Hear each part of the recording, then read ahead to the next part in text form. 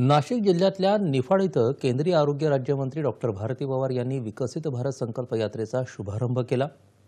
स्थानिक आमदार दिलीप बनकर आणि इतर मान्यवर यावेळी उपस्थित होते। सरकारच्या विविध लोककल्याणकारी योजनांची माहिती देणारे स्टॉल्स यावेळी लावण्यात आले होते। विकसित भारत संकल्प यात्रा भारत विकसित करण्याचा संकल्प असल्याचं त्या म्हणाल्या।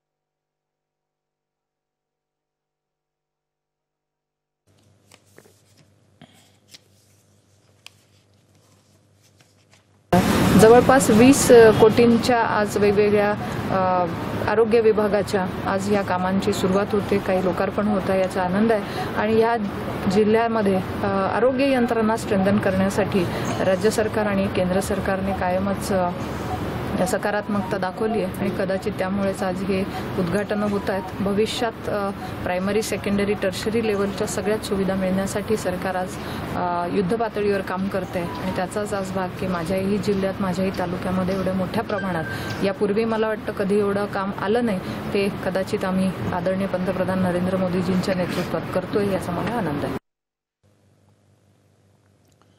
डॉक्टर भारती पवार आणि अन्य मान्यवरांच्या हस्ते विविध योजनांच्या लाभार्थ्यांना यावेळी लाभाचं वाटप करण्यात आलं।